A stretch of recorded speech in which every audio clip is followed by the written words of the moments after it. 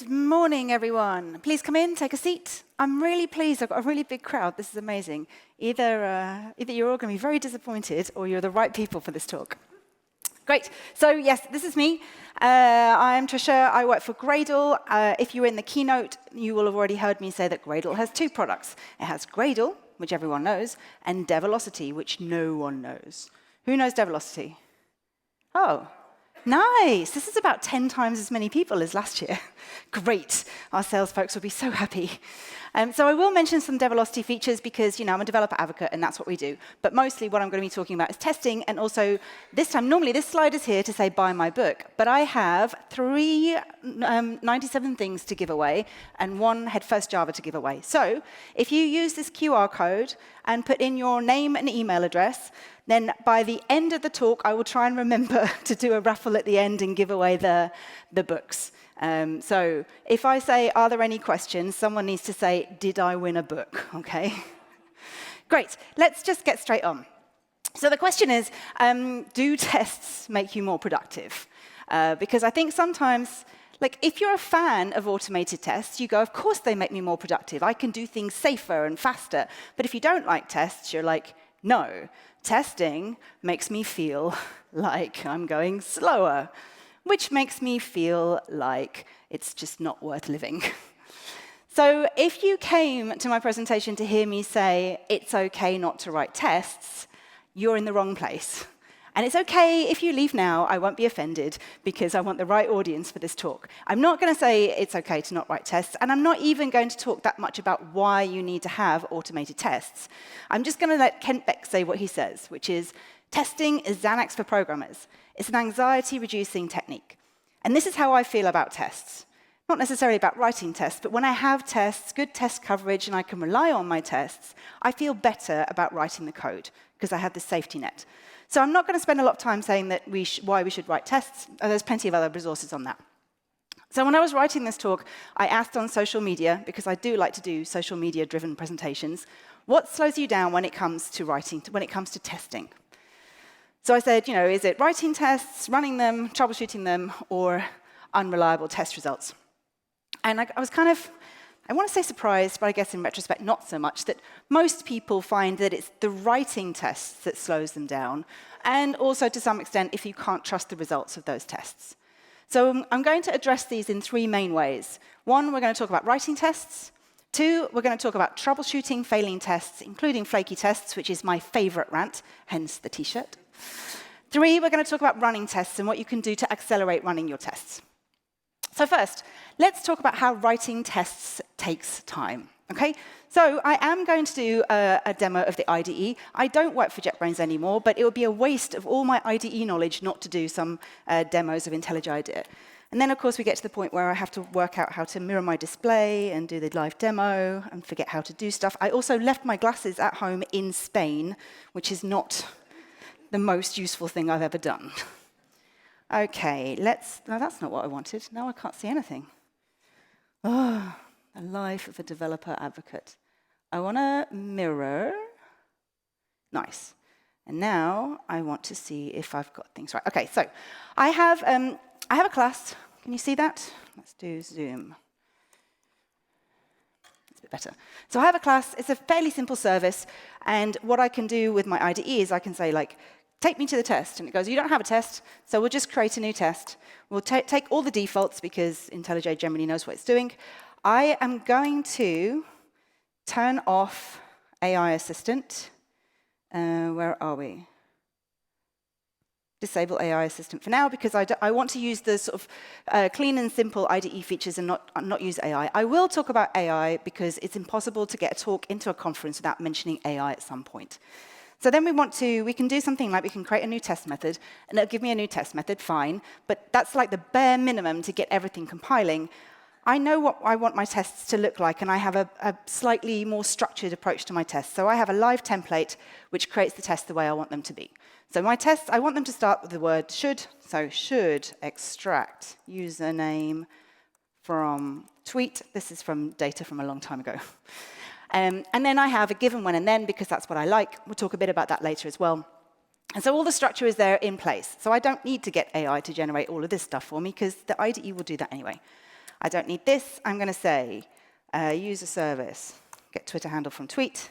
I need to give it some data. I'm going to give it example data. I'm going to create ourselves a constant for this, paste in some example data. Of course, I restarted the IDE, so I do not have it on my clipboard. Let's find it. It's down here. This is my example data. And of course, that's enormously messy, so we won't do that. What we'll do is we will fold that. That's not the right keyboard shortcut. Fold it into an editor fold, which is example data or test data or whatever. And shrink that down so it's not in the way. Get the Twitter handle, let's call it username. And then we do assert equals. My expected, this completion, by the way, is not AI assistant code completion. This is full line code completion built into IntelliJ IDEA. It doesn't dial outside of your IDE. It's all local. There's no sending your code to the internet. That doesn't stop it being extremely annoying, because what is that?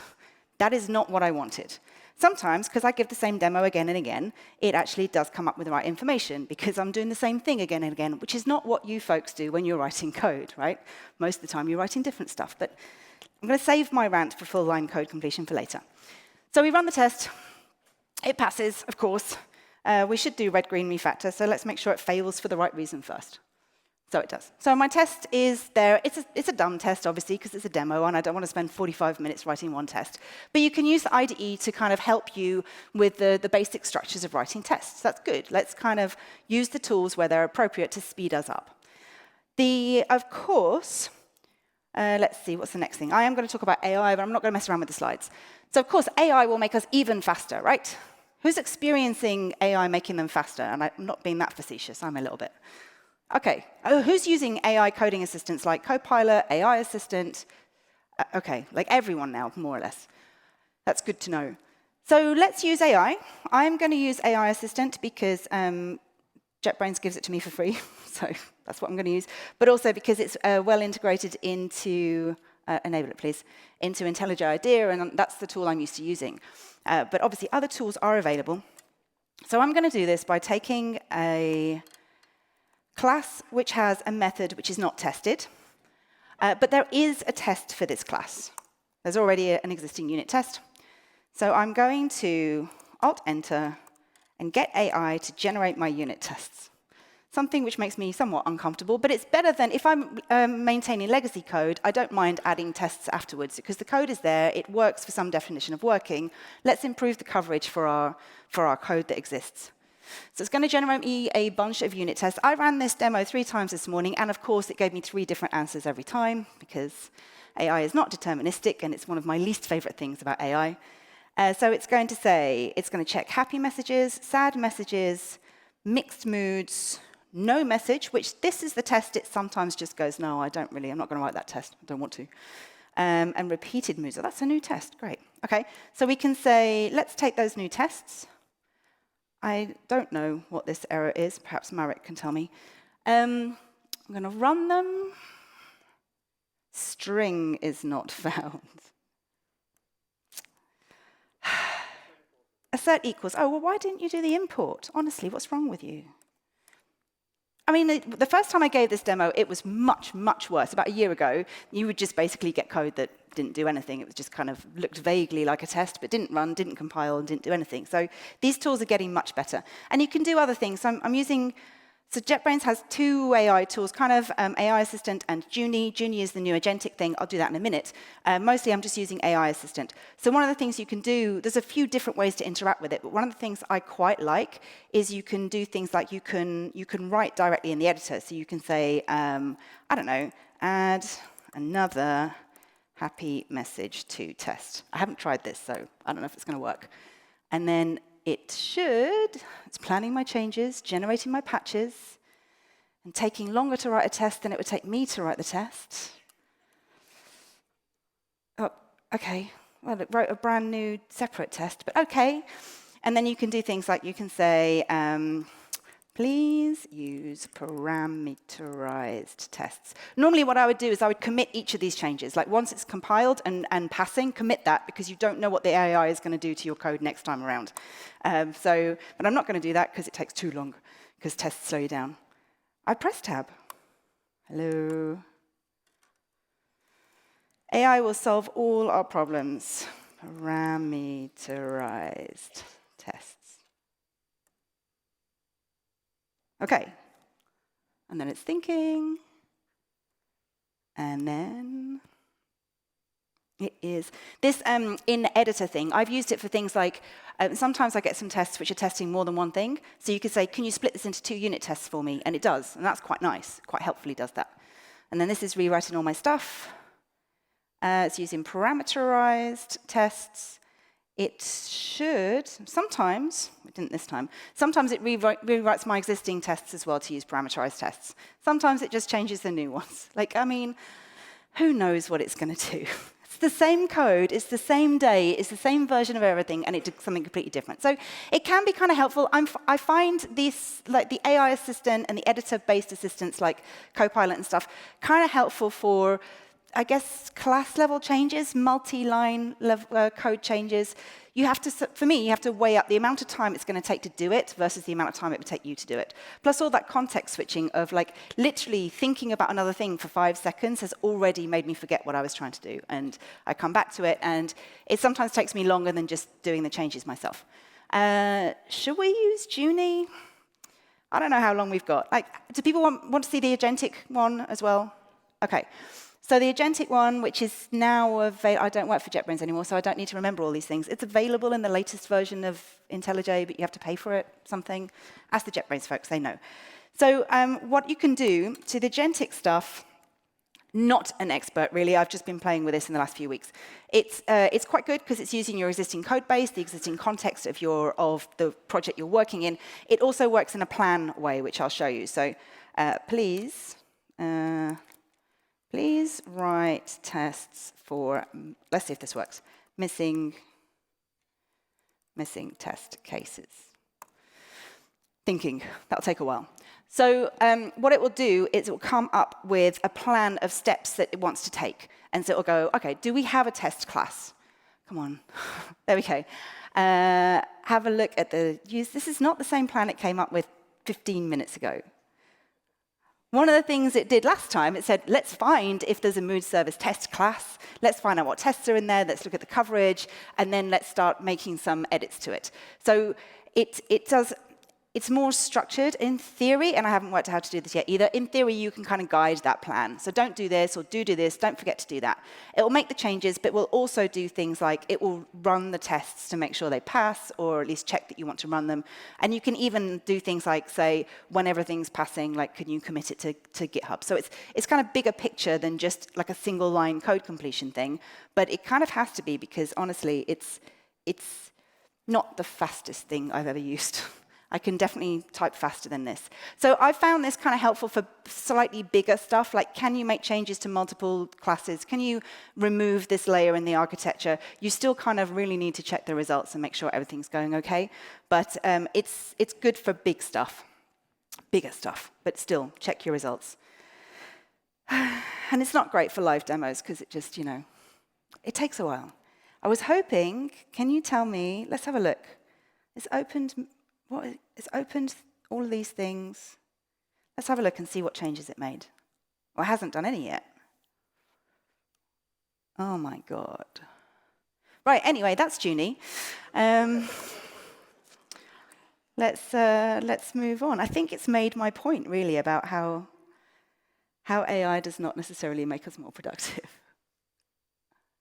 OK, so AI will make you super productive, fix all your problems. You don't need to write tests anymore, because AI will do all of that for you. Your mileage may vary.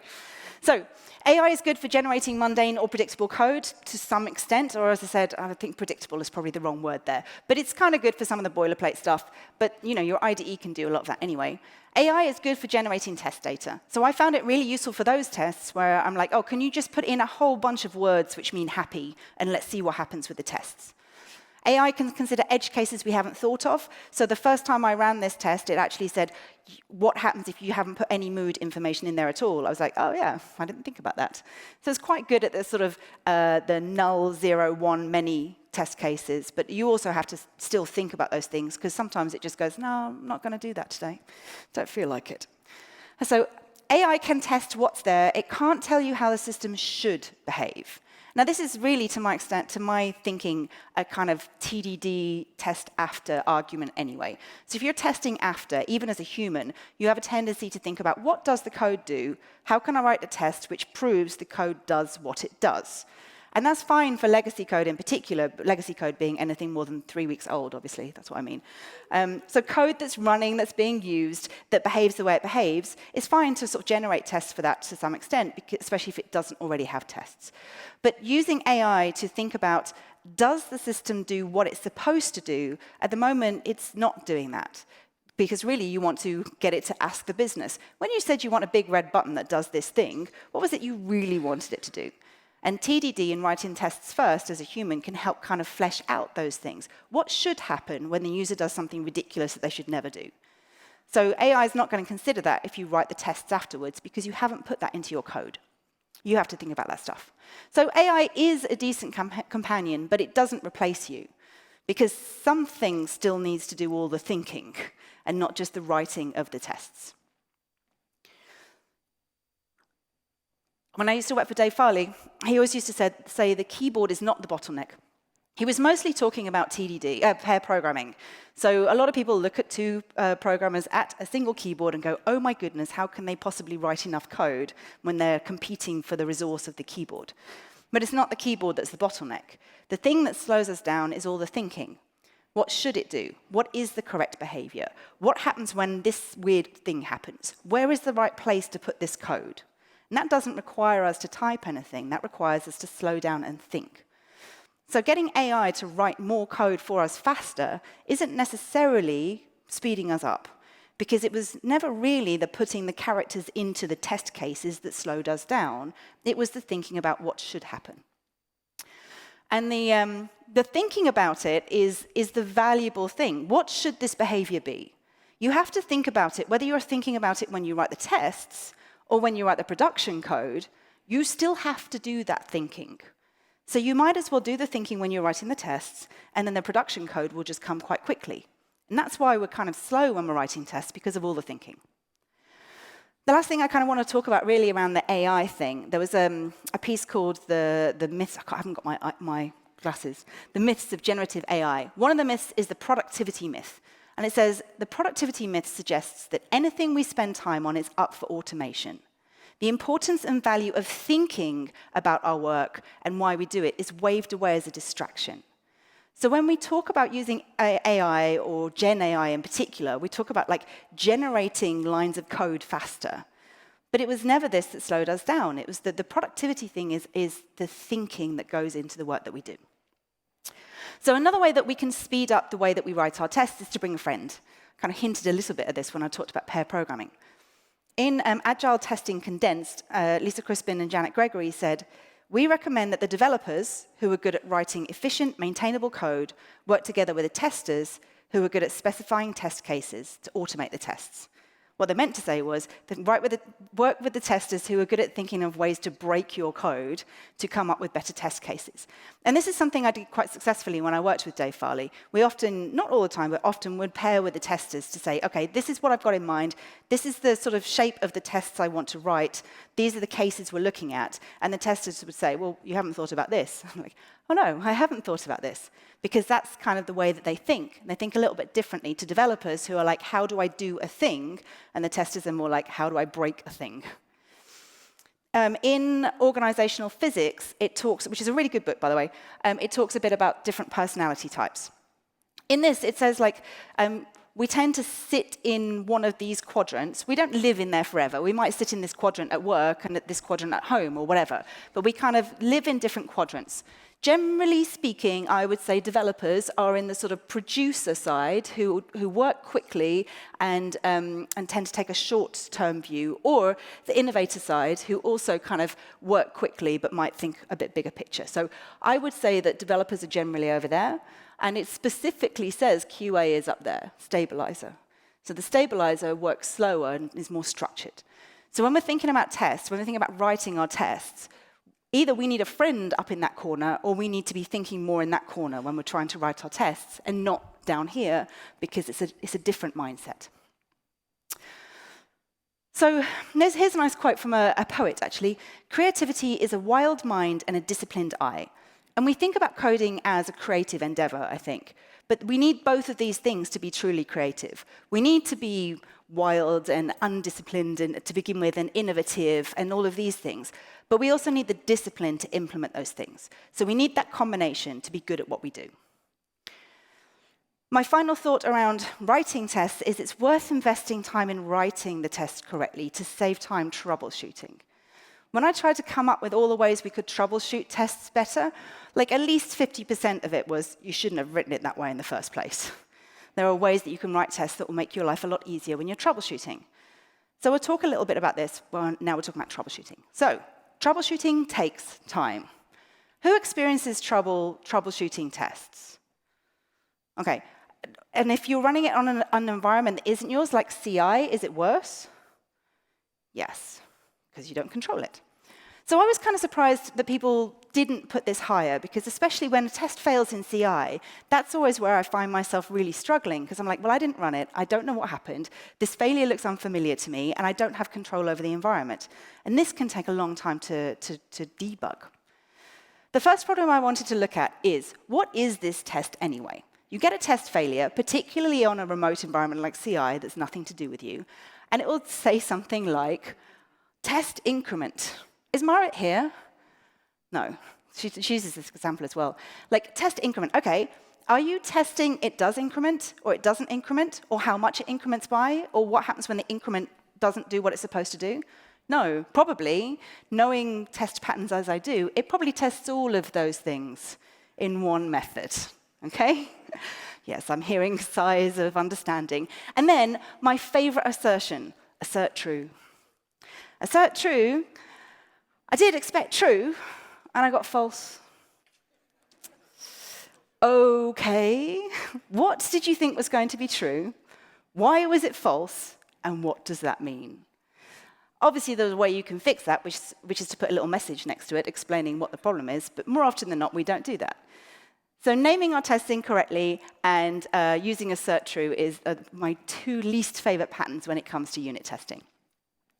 Your test needs to tell you what is expected and why, so that you understand what to do when it fails. A test has the most value when it fails.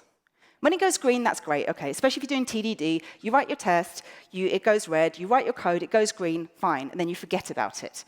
And then it's done. It gives you the most value when it fails. Ooh, this is no longer true. Why is it no longer true? Did the environment change? Did the production code behavior change? Is the test no longer valid? So the test needs to give you a clue about its existence. Why does it exist? What is it telling us? A couple of ways that I would prefer tests to be written are, you already saw me do this in the demo, to use I like to use should, but to use like a longer, more descriptive message that can also help us narrow down what it is we're trying to test in that test. And also to use like assert equals, so especially because the tools will help us see exactly why those things aren't equal. Another few patterns I really like is, I really like given, when, and then. I came across it when I started using Spock, and I'm a big fan of Spock. But it kind of really forces you to think about, what is the thing that you are actually testing? Which bits are just setup and assumptions? And then what are the things I'm really asserting? Once you do this, you find that some of your unit tests were testing more than one thing at once. And then you realize you can just break it up. So given, when, and then is really nice. Assert all is really nice too. So this is a JUnit 5 thing, which we've all been using JUnit 5 for years now, but we still don't always use this. Without using assert all, if the test fails here, the whole test fails, and you don't run any more assertions after this. And then you fix this one, and you rerun it, and this one fails. and then the next one fails, and the next one fails. If you use assert all, it will run all of them and tell you which ones failed. So you can do it in one pass. So why do tests fail? I just wanted to put a Barbie gif in there, honestly, that's all it was. Tests fail because the code is wrong, or the test is wrong, right? Okay, some people are nodding. There's no one violently shaking their heads. It's an oversimplification, but it's the way that we tend to think about it as developers. I'm either going to have to fix the test, or I'm going to have to fix the production code. In fact, it's a bit more complicated than that.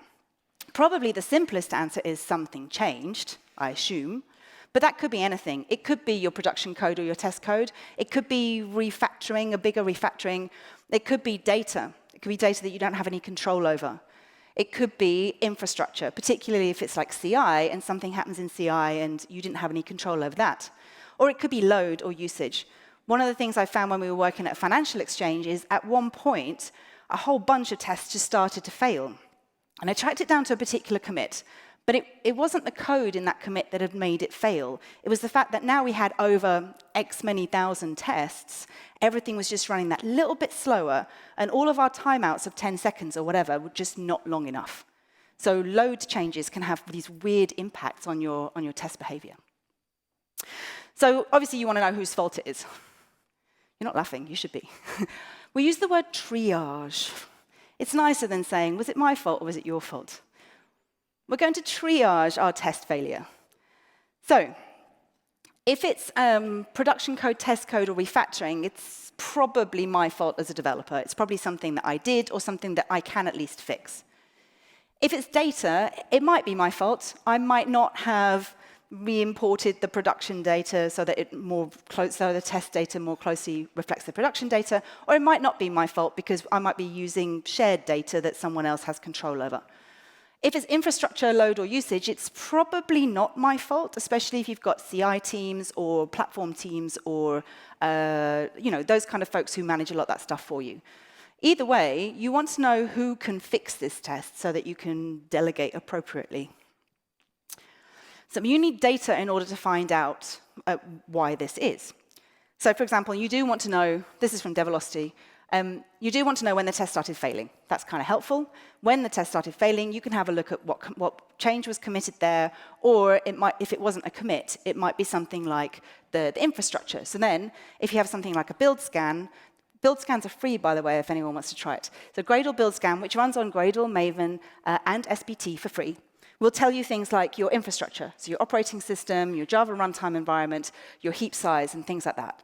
So if a test fails, you can go, oh, you know what, this is running on a Windows agent, and it doesn't support Windows agents, or whatever. So build scans will give you all that kind of information. And then something new, which I haven't had a chance to look at yet, something new in Develocity, is we're going to do failure clustering, which is something I'm really excited about.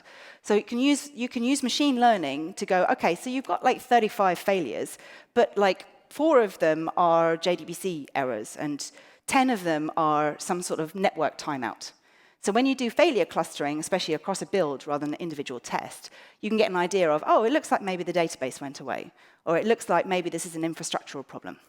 So you can use sort of machine learning for these kinds of things, which I think is coming on our latest version of Develocity, and I've done a very bad job of doing my research around that. Step 2, fix the problem once you've found it. Easy. Totally fine, totally easy. So how do we fix problems when we've identified the problem? I figure science is probably a good approach, science and engineering. So I get to use a quote from Ada Lovelace. Your best and wisest refuge from all your troubles is in your science. So you can use a scientific approach to identify the problem. So really, we're going to do this iteratively. We're going to investigate the problem, reproduce it. The investigate was the data I just talked about. You need to be able to reproduce the problem more often than not, otherwise you're just guessing. I'm talking especially like failures in CI and, works on my machine. How do I get it to not work on my machine so that I can fix it? And then, of course, this is probably like a small loop in its own right, as you tried 67 different things to try and get it failing on your machine. And ideally, you do want it on your machine. Otherwise, you're doing like remote debugging, which is much more difficult. And then you're going to make changes, run it to see if you got it to pass, and do that in a loop as well. This is where your debugger comes in really handy. And if you need some tips on how to use a debugger, I do have a book. with some tips on how to use the IntelliJ debugger. And the IntelliJ debugger is insanely powerful. Like, I probably use 0.05% of the features, but honestly, that's kind of enough to get going. Lots of developers don't even use the sort of 3 or 4 features that will help you a lot. So if you don't build locally and if you don't use your debugger, you end up with a loop like this, which is look at the error on CI, commit some changes to CI, wait for 2 hours until CI gets around to running your build, see it hasn't fixed the problem, add some more logging error messages. And that looping there, your feedback loop is so long and painful. So that's really not where you want to be. You want to aim for fast feedback and easy reproduction if you want to troubleshoot your test failures. A very wise man, who is my husband, said 99% of the time, the best way to troubleshoot a test is to rewrite it so it's smaller and faster. He has a lot of trouble with failing tests because he does Android stuff and he has an emulator. And he said that every single time he comes across something which is a difficult test to debug, especially in the emulator, he always ends up going, well, it's just taken me so long to figure out what's going on, I just scrap that test and rewrite it to a bunch of unit tests, and then I can find out what I did wrong. I mean, it's easier said than done, but that was his advice to me, so obviously I listened to everything he says. Now you've gone through that loop, there weren't enough laughs for that. Now you've gone through that loop, your test is fixed, and you get to live happily ever after, right? We're forgetting a very important thing about unreliable test results. Flaky tests, my favorite thing. So, I love flaky tests. Flaky tests are basically a really good way for you to lose faith in your entire test suite. And so basically, all that time you've invested in writing automated tests and maintaining them is almost a complete waste of time, because every time they fail, you just go, it's probably flaky, and you just ignore it. It's a complete waste of time. The first thing you need to do is find your flaky tests. Who knows or thinks they have flaky tests in their test suite? Right. Who thinks they don't have any flaky tests? Okay. Do you know you don't have any flaky tests? Okay. Like you, yes, you like no idea. Like, I have not looked. And that's kind of a difficult thing. When I worked at LMAX, they invented a thing called Auto-Trish. This was based off me, I shit you not. What I used to do, because we had like, I don't know, 40,000 automated unit and acceptance tests. And this is back in 2008. And it's the first environment I ever worked in where we had this amazing test suite. And it filled me with confidence. I'm like, this is what it's all about. But the build would fail every time. And it would fail on a different reason every time. And so in the morning, I would get in first thing in the morning when all the machines are quiet and there's no other developers in. I would just rerun all of the failing tests and find out, is this really failing or is it like a flaky test? So someone who's much smarter than me went, we can automate that. And I was like, oh yeah, I don't have to do that myself. And they just basically logged the results of the last few builds. So you can see this test is broken, probably, because it's just constantly failing beyond this point. And you can also figure out which commit probably broke it. And then these tests down here, well, they might be flaky, because they sort of pass, fail. If they're not flaky, they might be doing too much or reliant on something which is a very unreliable part of the system anyway. So this is a good use of information. Another way to identify flaky tests is to rerun them. So in Gradle and in Maven, you can rerun your failing tests. It is not a fix. It is. I'm glad you're laughing. Because some people are using it as a fix. Well, it failed. If I rerun it and it goes green, it's fine, right? No, it is not fine. You don't know if the failure is the real result or the pass is the real result. All you know is something is not right. Okay, so you can use the retries to identify your flaky tests, but don't use them to fix them. Not least of all because if every single test that is failing, you rerun it, you're going to use more time on that thing. And for genuinely failing tests, you're going to run them for at least 3 times before you move on to the next test. It's a waste of your CI resources. But now you've done that, you've got your retries, you can identify which ones are your flaky tests. So these are number of builds with flaky tests. This is the Spring framework. There's a free Develocity instance for the Spring framework. So if you feel like it, you can go and have a poke around at this. It's really interesting. And so with Develocity, for example, we use the retries to detect which ones are flaky tests, because any test which has passed and failed in the same build is by definition flaky. We also have another mechanism which is called cross-build flaky test detection. So if the test is the same and the code is the same, but it passes in one build and fails in another, that's another way to detect flaky tests. So then you can find your flaky tests and you can chart your flaky tests and you can do something about your flaky tests. Like you could ignore them, right? No, do not ignore your flaky tests, please. You went through this effort and you actually identified them. This is not the time to go, this one's flaky. Now I don't need to do anything about it. It's just inherently not my problem. No, one of the things you can do is quarantine your flaky tests. There's a few different ways to do this. You could perhaps run them in a different build or run them on a different agent. Or one of the things we used to do at LMAX is we created an annotation called ignore until. So you would put the ignore until on a flaky test, and then the build wouldn't run those tests for 2 weeks. It gives you kind of 2 weeks to try and fix that test. And then if you don't fix it in 2 weeks, it pops back up and starts failing again. Hello, I'm the problem. So there are different ways to quarantine them, but put them to one side so that they're not affecting your main build. You want your main build to tell you, I'm green, I'm ready to deploy, I'm good to go, your test is fine. Okay, so you want your flaky test to one side. And then please, please, please fix your flaky tests. I mean, or delete them, but I don't know. If it's not telling you anything, I suggest maybe you might be better off just deleting them. One way to fix them is if you add a new test and it's flaky, or if you're working on a test and you make it become flaky, fix it now. Don't put it in your quarantine. Don't put it in your tech debt backlog. Now is the time to fix it. You've got all the context. You know what you were doing.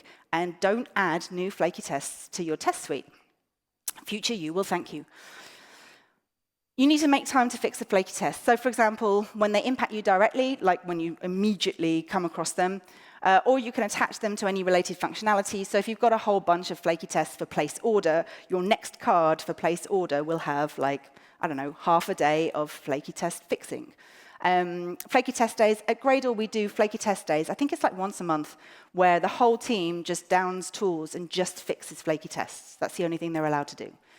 If you have like a backlog or 20% time or tech debt time, that's a good place to put your flaky test stuff as well. So make time to fix your flaky tests.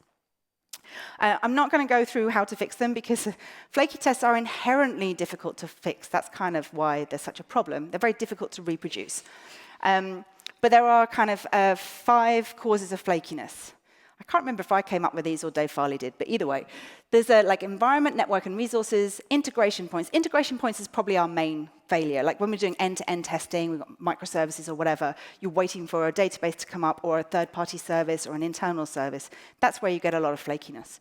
Concurrency, asynchronous programming, and waiting. Setup, teardown, and test data.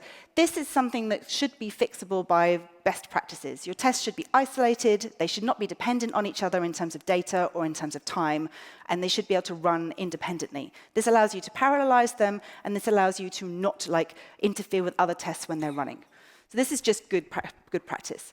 And then the last cause of flaky behavior can be actual system problems in the production code. When I worked at LMAX, when we actually identified our flaky tests, we fixed a whole bunch of 1 through 4, and then we found that we still had flakiness. And it turned out that was because we had a race condition in the production code. But we found it in the tests well before it hit production. So it's really important to get on top of these, because the problem might be a real, genuine problem which will impact your users. All right, so yeah, let's not go through this, because I've got 11 minutes left, and I've still got, I don't know, 37,000 slides to go. Yes, the system behavior is extremely hard because you can't always reproduce that problem. The slides will be available at the end of the talk, so you can get to them later. Dave does have a video on the 5 causes of test intermittency. Yes, his 5 causes are different to mine, which is cool. So have a look at that. The third thing I want to look at is that running tests takes time. So I kind of split this into 2 things. There was running tests locally and running tests in CI. And not surprisingly, there was kind of more problems waiting for tests in CI than locally, because generally, when we're running stuff, locally it generally runs faster. But I did have a thought. I kind of expected this to be a lot higher, especially locally, actually, because if you run the full build, obviously it depends on what you're working on. Is it a small test case? You know, those kinds of things. But if you run the whole build and it takes 40 minutes, like that's a bit inconvenient. So then I thought, well, Maven users, how are you solving this problem? I see. Your tests run fast, really fast locally when you don't run them. So yes, that's a thing. However, they are onto something, which is if you don't run tests, they do run a lot faster. One of the things you can do is you can use a build cache to not run things that you don't have to run. So this is great. Let's not run things we don't have to run. With Spring Boot, when we introduced the build cache with Develocity, without the build cache, it takes 20 minutes to run the build. With the build cache, without tuning it, it takes 3 minutes. Okay. That is a big, big improvement. So if you're using Gradle, you probably already know there's a local build cache for Gradle. You're probably already using it. There's a free build cache for Maven as well. So there is a Maven build cache, but you might need to do some research. There's two, actually. There's a Develocity one, and there's an Apache one as well. And Develocity has a build cache for SBT as well, which is quite new. So a build cache is a really good way to not do things you don't have to do. Let's go into it for a little bit. It's really effective for multi-module projects. So normally, especially with Maven multi-module projects, if you change anything in your multi-module project, you have to recompile everything and retest everything. And that can be frustrating. But with a build cache, if you change like a leaf module, you don't have to rebuild everything else. You just rebuild and retest the leaf module. If you change, modules implementation. So if you change the implementation of one of the modules, then you don't necessarily have to recompile all of the dependent modules, but you might need to rerun the tests, and so on. So the worst case is if you change something in the core, then you have to recompile and rerun all of the tests. But this way, the build cache can be pretty smart around which bits do I need to rebuild and retest, and which bits can I just leave it, because I know nothing has changed. Where it gets really powerful is when you use a remote build cache. Where is the code always being built and tested? In CI. If CI has already built and tested that commit, why do you have to build and test it when you download it onto your local machine? Well, you don't. The CI chucks the results of your build and test into the remote cache, and then you can get that from the remote cache when you build it locally. So this is really powerful. This is a paid feature, I'm afraid, but it's kind of cool. But you could build your own. If you want to build your own, by all means. Otherwise, you can call Develocity's sales team. They'll be very happy to talk to you. Another way to run tests faster is to run them in parallel. I fortunately recorded a video of this because this demo doesn't work anymore, and because that's live demos for you. But if you run a build like a Gradle build, this is building the Groovy language project, which is quite a nice example because it's a really long build and quite powerful. It uses all of my CPU cores, all the way up to 5,000% or whatever. And then that way, you're making the most of all of your local resources, your local hardware, to run your build in parallel and run it as fast as possible. So that's nice. And obviously, when we run stuff in CI, we often run them in parallel. Sometimes a bit differently. We kind of slice and dice our build, run it on different agents, and parallelize it in a slightly different way. But what you kind of want to do is you want to be able to combine both of those things, because when you're running things locally, you're constrained by the number of cores on your local laptop. And when you run things in CI, often you have to sort of manually slice and dice your build in order to get it to run in parallel. What you really want to do, particularly for testing, is you just want to say, I have a list of 30,000 tests, and I want to dish them out to agents. And then I want you to kind of collate the results and bring them all back to me, and I don't want to care about it. And that's called test distribution.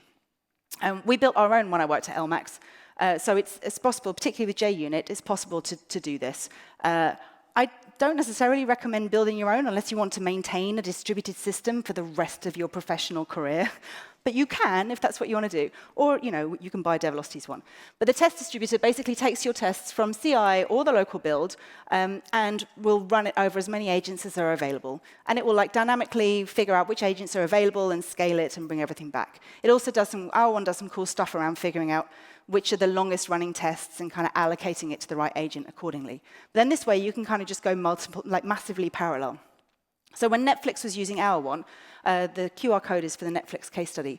They managed to get their 1 hour test cycle time down to 5 minutes by going massively parallel like this.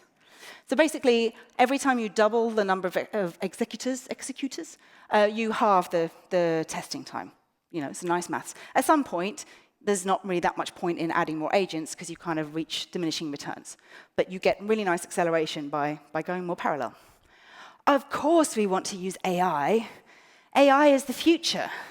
So you can use something called predictive test selection. This is just a pretty animation. It might be helpful, but it might not be. It's just pretty, because, AI. But predictive test selection is something that it's a white paper from Meta. What they were trying to do is they have a huge mono repo, and they sort of figure, look, if I change 3 lines of code in my mono repo, I don't want to rerun all of my tests. That's ridiculous. I only want to run the tests which are applicable to that change. And so they were trying to do some cool stuff around tracking dependencies and things like that to figure out which tests are kind of like dependent on this code. And it turns out in these kind of sufficiently complicated modules, mono repos, effectively every test is dependent on every line of code. So not very helpful. But you can use machine learning to figure out, given the changes in this area, which tests are most likely to fail when something goes wrong. And then you can kind of just run the tests which are going to give you the most useful information. And you can tune these, so you can run more tests for more accurate results, but slower, or run fewer tests for slightly less accurate results, but that's good for fast feedback when you do your local builds, for example. So predictive test selection is a really interesting use of machine learning. And the Meta paper said, the test selection procedure selects fewer than 1/3 of the tests that would have been selected on the basis of build dependencies. So generally, it only runs about 1/3 of your tests. With our customers, the data I got from one of our folks was the blue is just normal build time. The red is the amount of time that was spent testing when you use predictive test selection, and the orange is the stuff that would have been testing but wasn't run when you do predictive test selection. So our users generally find they're running 50% of the tests, 40% of the tests. They just don't need to run all the tests. Obviously, on your main release branch, you probably want to run all your tests. But for your local build, probably not. So when you run all of these things together, you have the build cache to not run changes you don't need to, predictive test selection to decrease the number of tests you're running, test distribution to go massively parallel, and you have some observability and data on what's going wrong. This is how you get your build and test feedback cycle time back down to something like much more manageable. I have 3.5 minutes. What if we just made our tests faster? We should do that. Right, I don't really have a lot of time to talk about this, but how about if I talk really fast about making things go really fast, okay? That'll totally work. But like any performance problem, just focus on the worst performers. We have a tendency to think this is the worst test, but it's not necessarily. So you want data, find out which tests are running the slowest, and if you can address those, you will bring down your overall test time. What you generally want to do is you want to push it down the testing pyramid. I know it's easy and tempting to be doing UI tests and integration tests and end-to-end tests, but they are the ones which are more flaky and take longer to run. So our unit tests are fast and more reliable. I do want to make a mention of the fact that everyone hates the testing pyramid because they go, well, we don't call them integration tests, we call them end-to-end tests. Like, I do not care. The point is, we want tests that are fast, not slow. Okay, we want to push them down. We want lots of faster tests. We want them all down here and not up there. There's a quote from Kelsey Hightower who says, once things like databases become a hindrance, optimize the testing loop, mock things out to run fast. You can run locally and you don't have all the same infra dependencies as someone else. You want to be looking at mocking, at test harnesses. Look at contract testing to test your external dependencies. Don't use your external dependencies in all of your tests, that kind of thing. Look for expensive setup and teardown. This is where a lot of the cost can be. Invent time travel, that works too. We had some tests which need to wait to the end of the day to have some batch processes run. But what we did is we ended up stubbing and mocking the system clock so that way you don't have to run those tests just once a day. And you can also do things like, if you're trying to test timeouts and things like that, you can have this time travel thing. There's a blog post about this in the links at the end. You could write better tests. I know, it's a bit controversial. But tests are just like production code. You can still use all the same qualities of good code to write good tests. Things like solid and don't repeat yourself and high cohesion and loose coupling and all of those things. That all applies to test code as well.